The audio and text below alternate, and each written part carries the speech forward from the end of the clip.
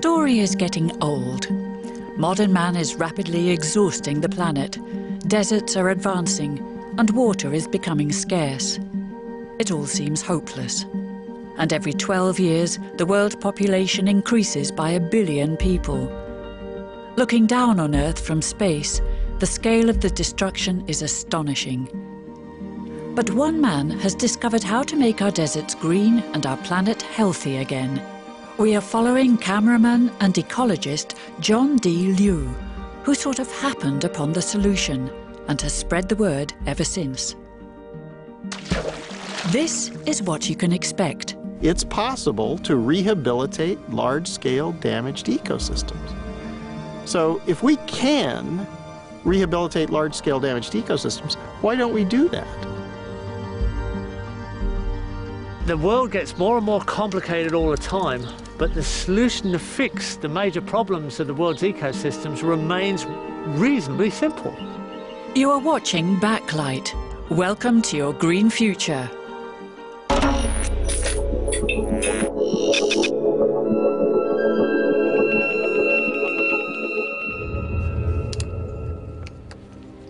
It all started in 1995 when John D. Liu, as an ordinary cameraman, got an assignment to film the lush plateau in China.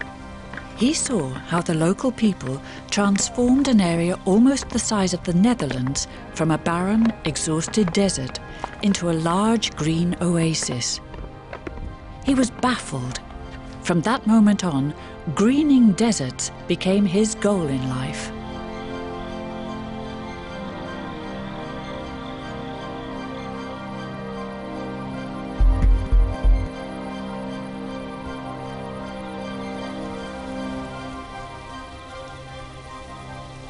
The more I learn about it, the more I become interested in how this might relate to other parts of the world. And it looks like the history of the Chinese in the Loess Plateau is not simply about the Chinese. It's about what happens when human beings don't understand how ecosystems function. Liu used his camera to record the virtually superhuman efforts of the Chinese. He made a film about it, Hope in a Changing Climate, that he posted on the internet to distribute it worldwide. China's Loess Plateau is a region that stretches for 640,000 square kilometers across north-central China. Unspoilt valleys in neighboring Sichuan show us how it might once have looked. It's the sort of natural abundance that is necessary to support an emerging civilization. How could a landscape with such potential have been reduced to this?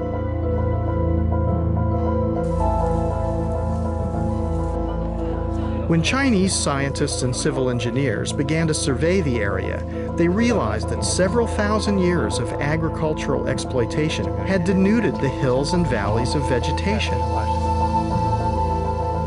The relentless grazing of domestic animals on the slopes meant that there was no chance for young trees and shrubs to grow.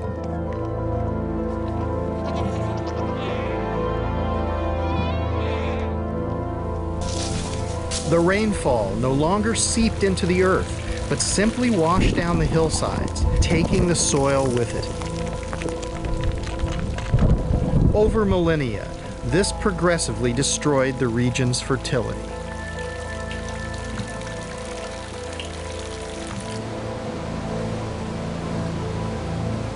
When this happens over an area as extensive as the plateau, millions of tons of silt are swept down into the Yellow River, which gets its name from the color of the fine, loess soil. The mounting quantities of silt clog up the river, impeding its flow, contributing to the floods that give the river another name, China's Sorrow. In some areas, creating floating mud mattresses that attract passing tourists. A local problem becomes a national problem. In the dry season, the light, unprotected soil is swept up in the winds, causing the dust storms that are blown over China's cities and beyond its borders.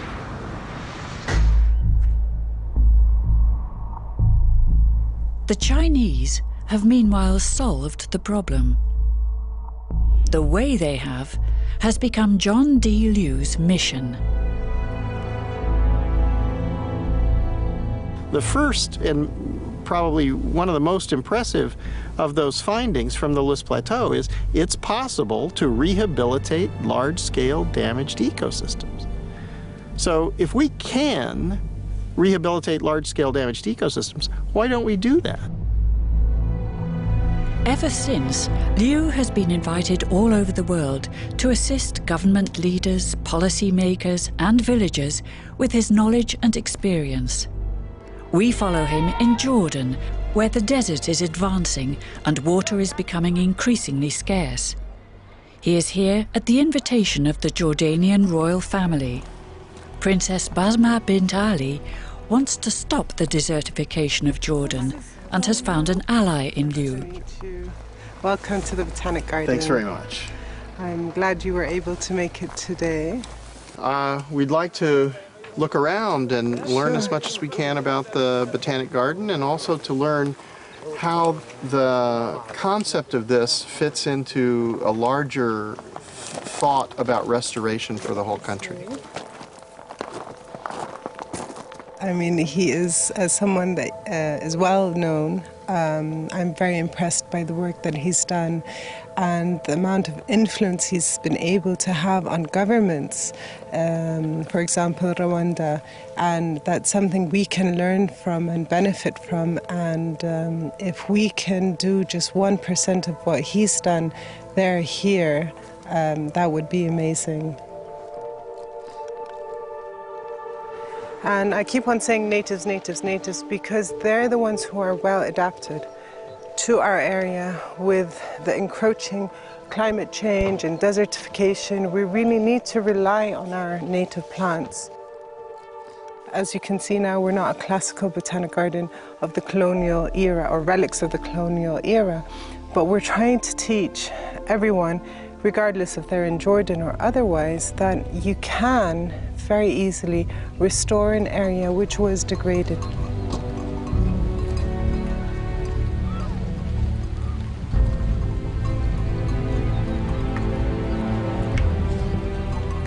Well, this was the land of milk and honey. This was the promised land. These are the places where historically people have done agriculture and done animal husbandry for thousands of years, but the lands are exhausted. They allow hundreds and thousands of sheep and goats to walk across here, and any green thing that sticks up its head is food, and they're just walking around here getting everything. Well, you can't let them do that anymore. They'll have to stop. They've been doing that since thousands of years, and that's what's destroyed this area. So if that doesn't stop, you won't be able to fix this.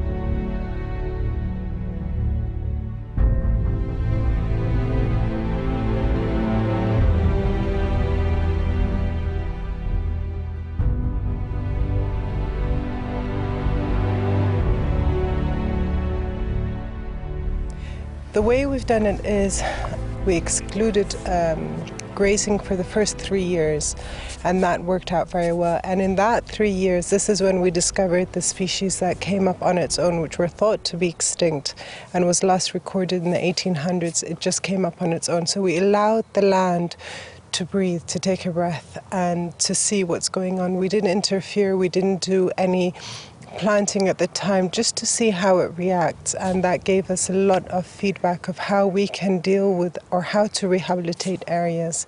So it was very efficient for us, and as you can see here, it's very overgrazed, it's very barren. This is outside our borders, and then within here you can see the difference.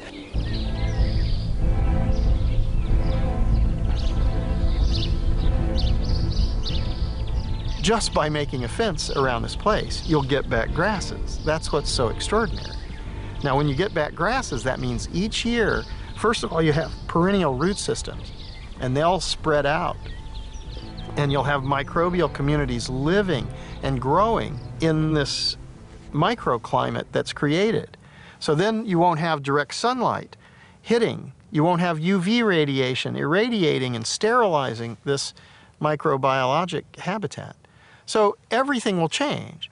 Then you're in an accumulative situation. Now you're in a disaccumulative situation where there's always less vegetation, always less organic matter, always less biodiversity. That's exactly wrong. We need to shift that to always more organic matter, always more biomass, always more biodiversity. I cannot stand and watch our land be degraded and ignorant people abusing it. It's my duty to take a stand to make things better. And I've carved out my world in the environment. Other members of the families have taken on various different topics, but this is my little niche.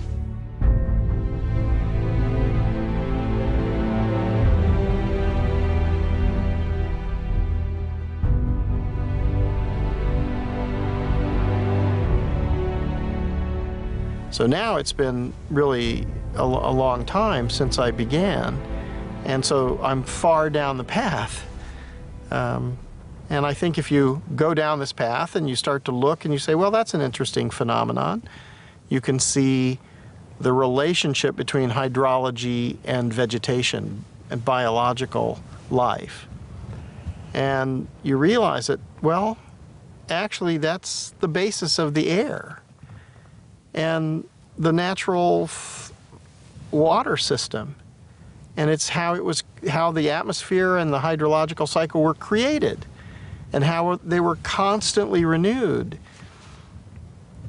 And then you come to places like this, which are massively degraded, and you realize that people aren't thinking about this ecological function. They're ignoring the science that we know about this, and they're believing that what's important is to produce something. But actually, that's not what's the most important thing right now. The most important thing for survival and sustainability for humanity is that places, not just individual places, but the entire planet, is functional. If we understand how the natural evolutionary processes work, and we emulate those, and we don't disturb those by our behaviors, we can live in the Garden of Eden. Another example from Liu's film, Hope in a Changing Climate, is Ethiopia, where he also took his camera to investigate. Ethiopia is the perfect example of how vulnerable man is to environmental catastrophe. The problems in this country are only intensified by wars and civil conflict. And now the man-induced climate change seems to increase the misery even further. As on the lush plateau, centuries of agriculture have destroyed nearly all natural vegetation. The dry gullies are marked by heavy floods. These gullies are evidence of the enormous power of runoff during the rainy season. Without vegetation cover on the hillsides, when the rains come, the water doesn't soak into the ground but flows away in a flood. Then it's not available for agriculture during the rest of the year. This leads to drought, and famously for Ethiopia, famine. But just as I've witnessed in China, there is hope that the situation here can be reversed. Yeah, that root could survive? No. In just 6 years, Professor Legessa Nagash and local villagers have transformed a severely eroded terrain by planting indigenous trees and plants. Almost miraculously, a clear flowing stream has emerged where once there was a muddy trickle. How is it that it's possible for you to get the stream to flow throughout the year? It is because of the vegetation cover, which has been regenerating on this mountain. This water is maintained in the landscape because as soon as rain falls on the canopy on this vegetation, that rain then infiltrated gradually into the ground, ending up with this steady flow of this river. Water is life. Without water, nobody can do anything. I'm amazed, as short as 5 years, 6 years, you get clean water like this, provided you work hard for restoring this degraded landscape. About 1,000 kilometers further north, in the village of Abraha Asbaha, another near miraculous phenomenon is occurring. Farmers are finding water at the bottom of their wells, despite the poor rains this year. The famine of 1984 struck the people of this valley very hard. Many migrated, many died. Now the people are returning. The village chairman, Goodall, remembers well how life used to be. ቅድሚ 10 ዓመት ይኮነ ቅድሚ 5 ዓመት ዝነበረና ጸገሚና ክነውቅዕ ቅድሚ 10 ዓመት ብጣዕሚ ዝስቅ ግዛዕ ነይሩ ግን ቅድሚ 5 ዓመት እኳ ይኽለና እዩ ብድርቅን ብፀሓይን ብንፋስን መሬት ተጓሕጉሑ ምስ ትሕፃ ምዃኑ ኣከባቢ ገደል ምዃኑ ተጓሕጉሑ ሓሸወማ ተመሊኡ ጠቕላላ ናብ ሰፈራ ንክኸይድ ሰፈራ ፕሮግራም የተመዝጊቡ ነይሩ ጠቕላላ ህዝቢ ወይ ናብ ሰፈራ ኺዱ ወይ ድማ ሓደ ለውጥ የምፅእ ተባሂሉ With government support, they applied the same principles as the Chinese, setting land aside for natural vegetation to return. In the ravines, they built small dams, which are now fed by underground springs. And like Professor Leges's stream, rain that fell weeks ago now slowly seeps through the subsoil, replenishing the supply of water.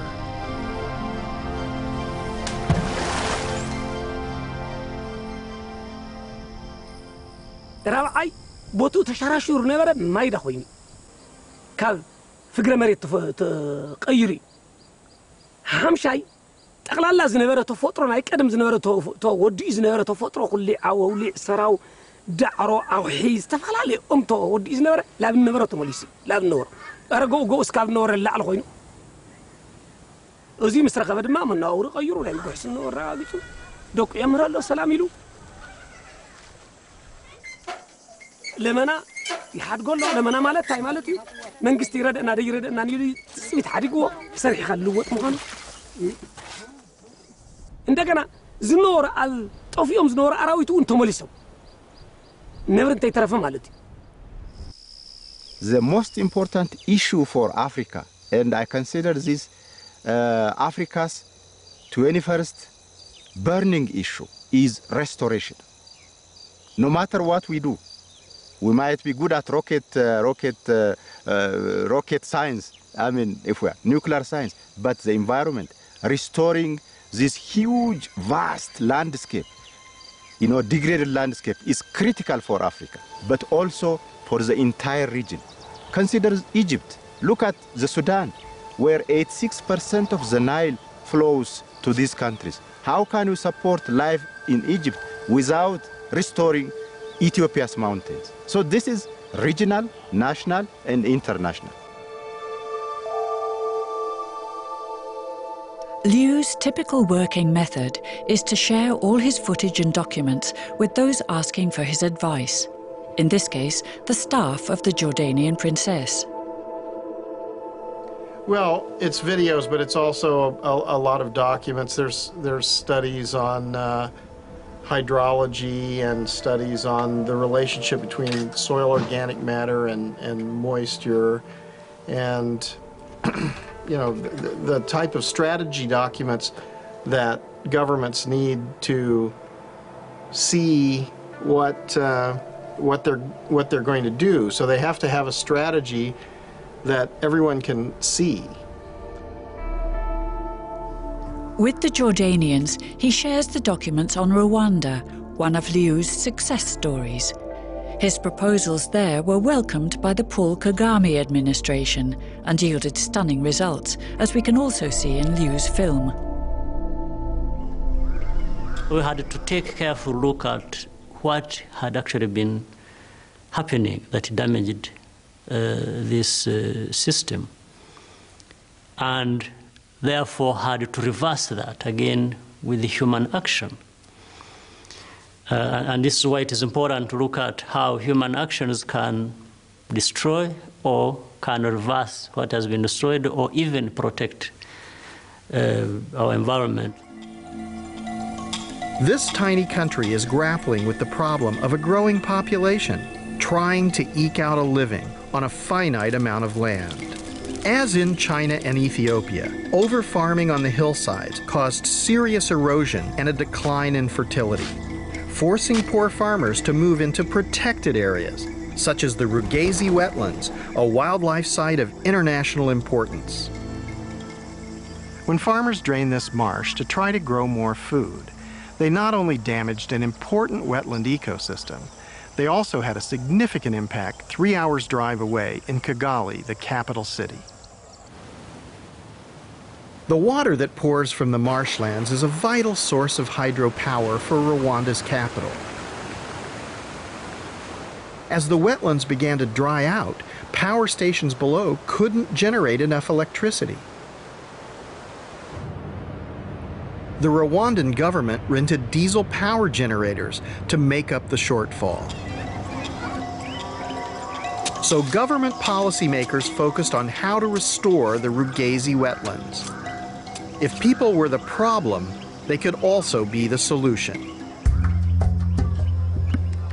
The government decided to help the farmers leave the wetlands and to restore the degraded slopes above them, improving their croplands and encouraging trees and shrubs to grow back, capturing the rain. The wetlands are now recovering. Great volumes of water once again cascade down to power the hydro stations. Carbon-free electricity is replacing the diesel generators. Electricity prices have stabilized. Restoring and preserving natural ecosystems like the Rugazi wetlands benefits everyone.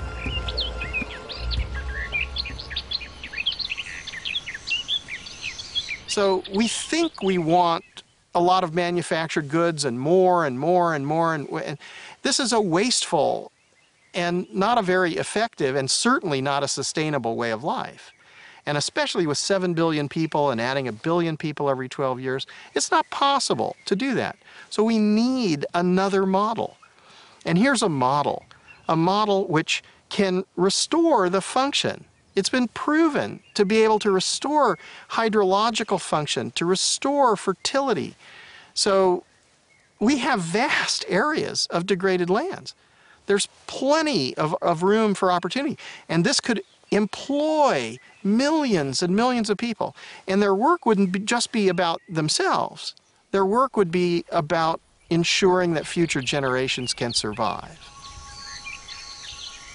What the Rwandans recognized is that the marshlands are far more valuable as a natural system providing water for energy than as farmland. This principle is the same for the remaining hillsides and ravines. What we're seeing here is very interesting because it's a line between human activity and natural systems. And in the human activity, we've been able to value the productivity from agriculture and give it a monetary value. But in the natural systems, we haven't been able to value the trees, the biodiversity, the water that's absorbed into the biomass and into the soils. And there's another vital service that trees and plants provide: photosynthesis.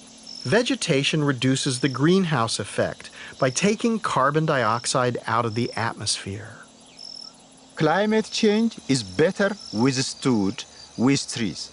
You know, humans, no matter how intelligent we are, no matter how capable we are with all our technologies, we are helpless in the face of climate change. We have not yet properly understood the miracles performed by trees.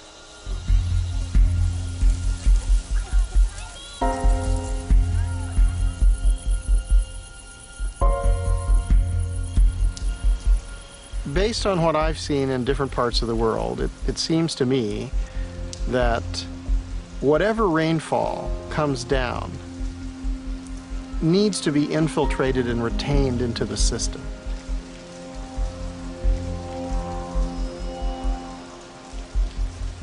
If it's lost through runoff or through excessive evaporation rates, then it's going to gradually degrade the system. And if this goes on for hundreds and thousands of years, the ultimate outcome is collapse. Petra in Jordan is one of the 7 wonders of the world.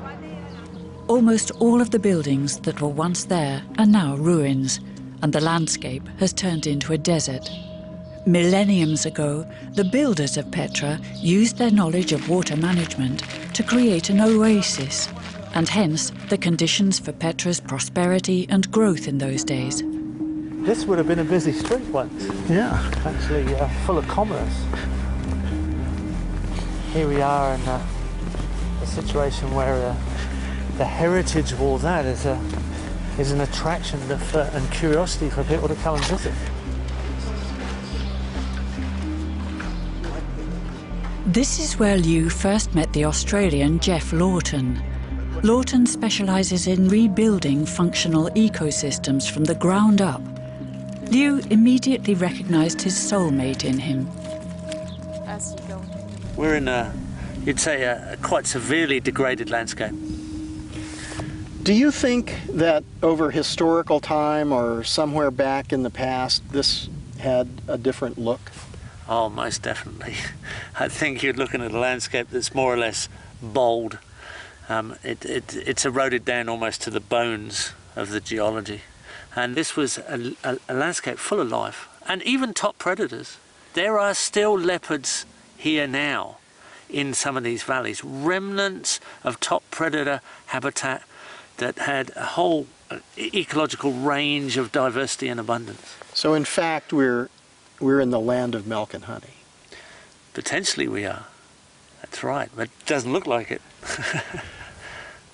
So what do you think is the potential for areas like this? Oh, there's absolute potential for an abundance, an absolute abundance of life, of water flow, of climate moderation. So you'll get microclimate and regional climate moderation, completely different hydrology. And the interesting thing there is that then you get the potential for well-designed productivity, leading to permanence in human culture.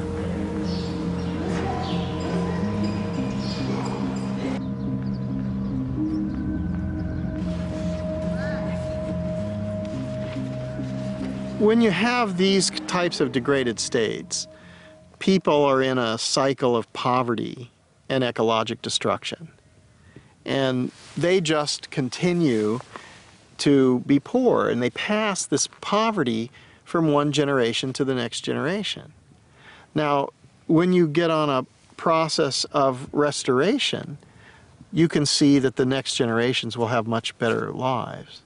So they'll be able to participate in a much richer social life. They'll have different cultural changes. They'll have increased wealth. They'll have better diet and health care and educational opportunities. Everything will be different. In the vast, lush plateau, Liu had already seen how much persuasion it took. There, they had to make 2.5 million people understand that it would be best for now to keep their cattle indoors and not to make optimum use of their land, to give nature some space. But how do you tell that to the locals who depend on the cattle and the produce of the land? What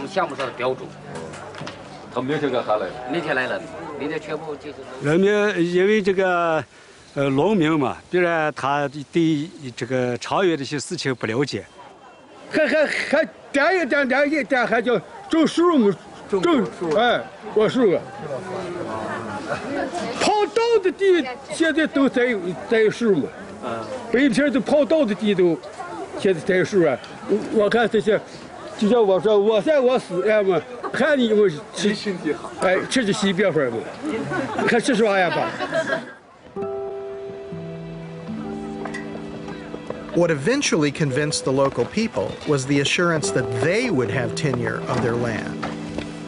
that they would directly benefit from the effort they invested in the new project.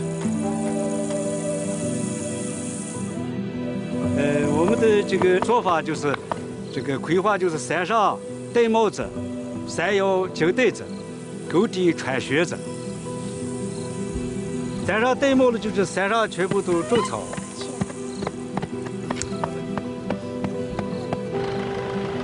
这个摇铃子的就是推老天。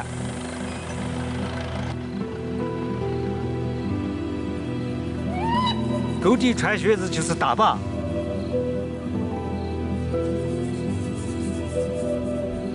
拦住土壤废物起来，能够恢复起来，这个经济能够发展，人民能够生活很好。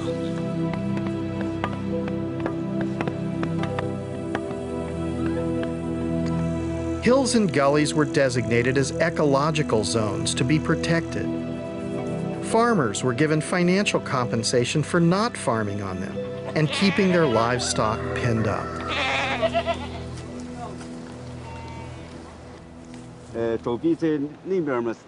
When I first filmed Mr. Ta Fuyuan and his colleagues back in 1995, I had no idea this initiative could achieve such dramatic results.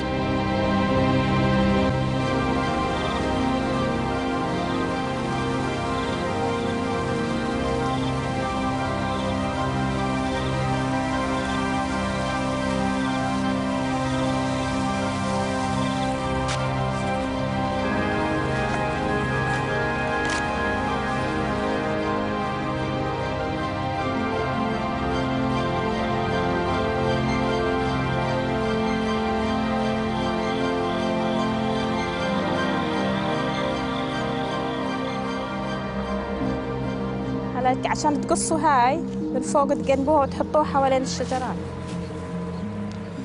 In the middle of the Jordanian desert, Jeff Lawton has created an educational vegetable garden to show the local people how to grow vegetables in the desert. The food here is very expensive and they can't grow much and they are home garden and the kids go back to their parents and we have a ton of food. Like, how you do that? Like, what's the secret on this? How long does it take to bring back a system to some sort of functionality?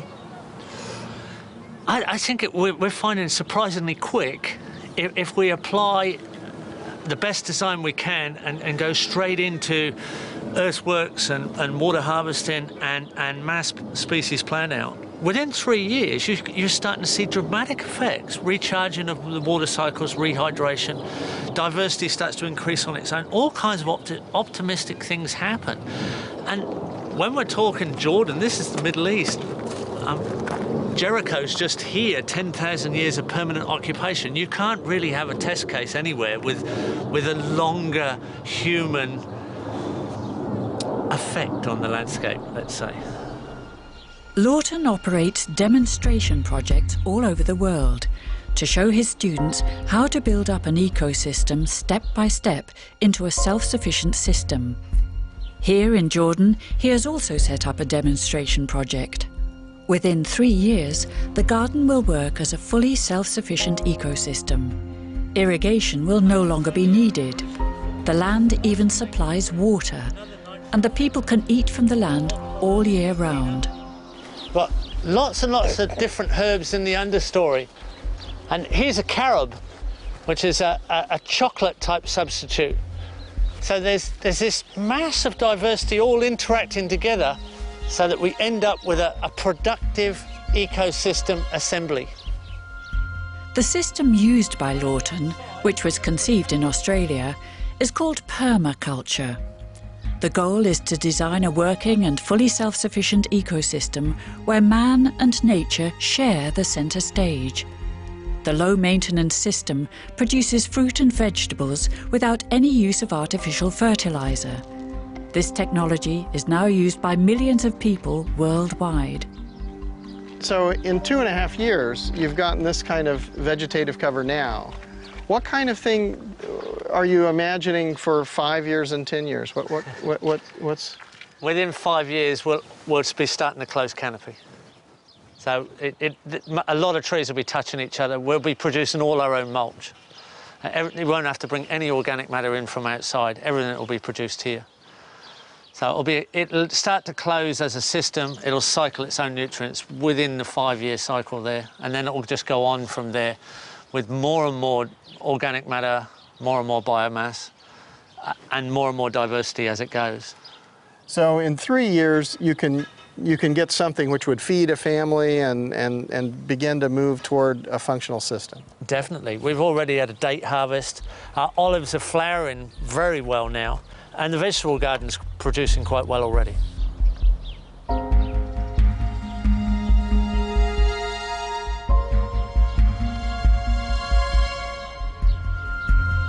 And they're all bush tomatoes here. There's a decent tomato there. And the compost doesn't actually feed the plants, it feeds the soils. It feeds the soil organisms. So the largest diversity of organisms in the known universe, the soil organisms. So there's 50 million genus of bacteria and 50 million genus of fungi. And you're feeding the organisms, and their exudates and their interactions are feeding the plants. That's how it works with natural systems, and that's how it works with organics.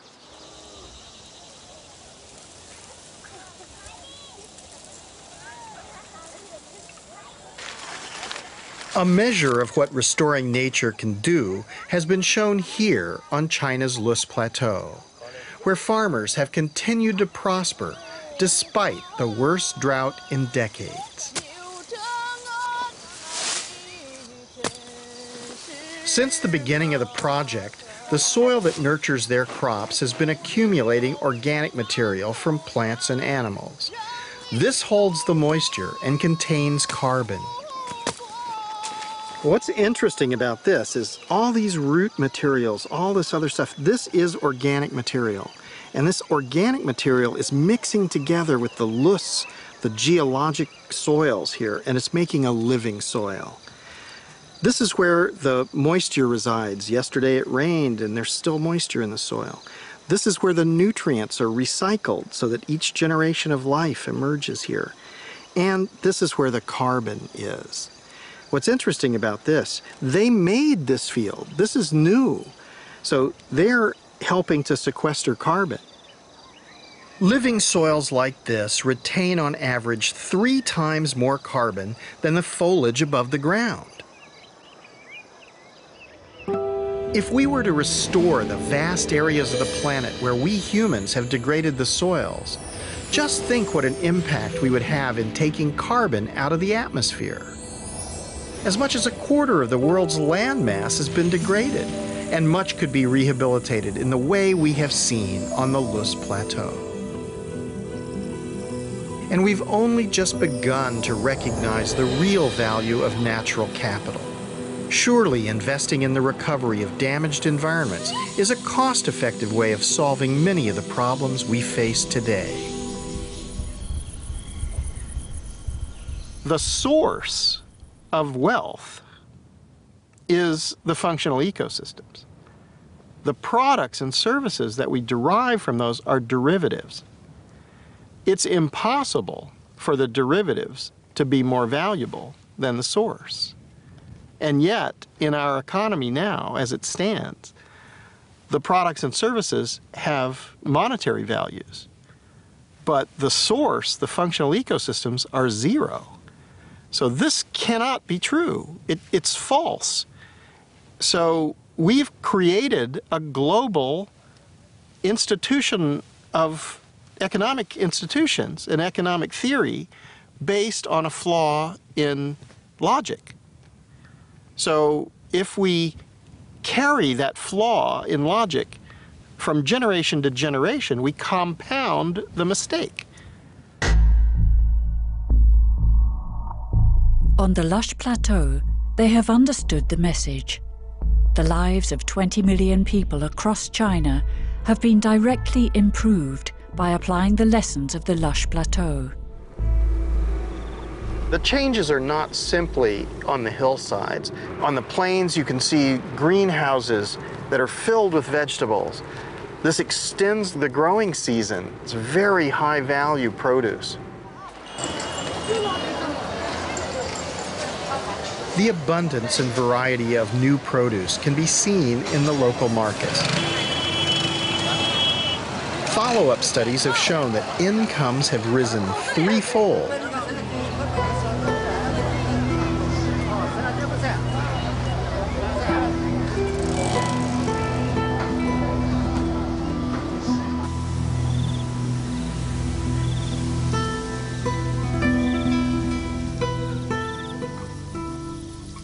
Wealth is being happy, living in nature, listening to the birds, breathing clean air, not having chemical pollution throughout everything, not having these horrible problems.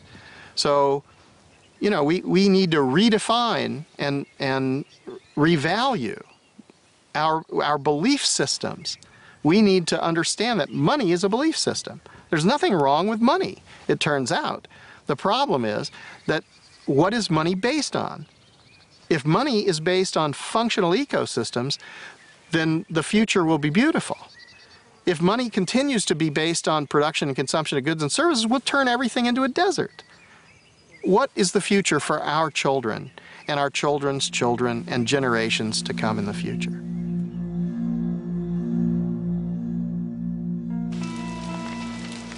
Liu also did research in Bolivia, where biomass is burnt to make room for agriculture. Here in the foothills of the Andes, slash and burn agriculture is taking place today. The people who are doing this think that they are getting some short-term economic gain, but what's the loss to biodiversity, biomass, soil fertility, and hydrological function? Biomass in a functional ecosystem has economic value. Why destroy it when you can also use it to restore landscapes elsewhere? The idea is that there are different biomes on the Earth. And some of them, I mean, there are many, obviously, but two that I've noticed also both have problems. There are areas which are brittle and fragile and arid or hyper-arid, like here. And then there are areas which are able to create huge amounts of biomass, like in the tropics. So what about linking these two areas together? What about generating huge amounts of organic material there and moving it here, or at least a percentage of it? You don't want to deplete the fertility there, but a small amount of that could come.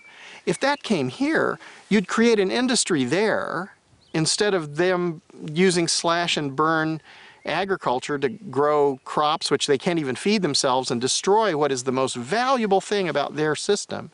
They would have money and a job, and then here you'd have another industry to do restoration.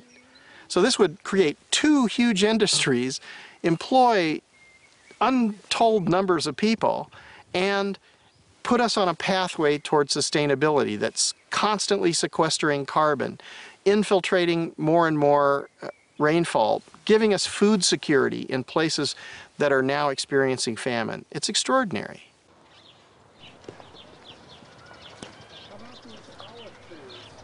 Well, you can see, considering we're in a desert, we've got kind of a lush herbaceous growth growing at this time of year. Well, I just saw off the site, there were people who were dumping crop waste somewhere else.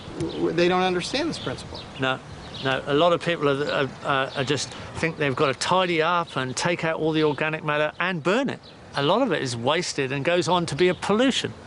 So we're going in a negative direction rather than coming into a positive direction. And it's really that simple. The world gets more and more complicated all the time, but the solution to fix the major problems of the world's ecosystems remains reasonably simple. And it's kind of ironic. But we have to act as a species on a planetary scale. We can't simply do this one backyard at a time, because the problems have now reached this crisis point on a planet all over the world. Yeah, not anymore. I think we've got to go on a major scale now. everybody can do their backyard as well. Yeah, but we have to change the major eroded landscapes into the functional ecosystems they should be. And then we've got the foundation to just continue. There's not too many people in the world, in my view. Most people don't realise they're acting in a very negative way in relation to the environment. We have to turn everything round into a functional relationship, and then we need all the people. We need as many people as we can get right now, and they have to go into action. We have to go into service, and that's what we're finding. People want to go into service to kind of save the world, really, to save our present existence. If we continue the way we're going, then we're going to reach a crisis point where it's impossible to feed everyone. And at that point, then all bets will be off, because you'll have millions and tens of millions and hundreds of millions, maybe billions of people who are migrating to survive. Now, if you're in the first world and you think, well, that's okay, it's not me, it's them. Well, this isn't going to save you. You can't shoot them down. There are too many. There's 7 billion people on the earth, and we're adding 1 billion people every 12 years.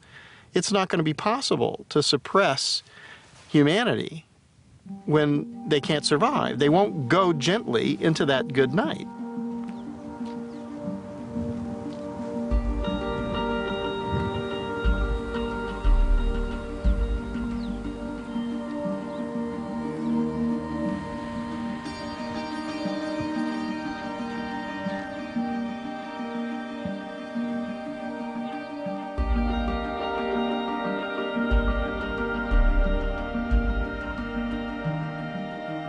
Meer weten? Stel uw vragen in een live videochat met John D. Liu. Ga naar onze website tegenlicht.vpro.nl.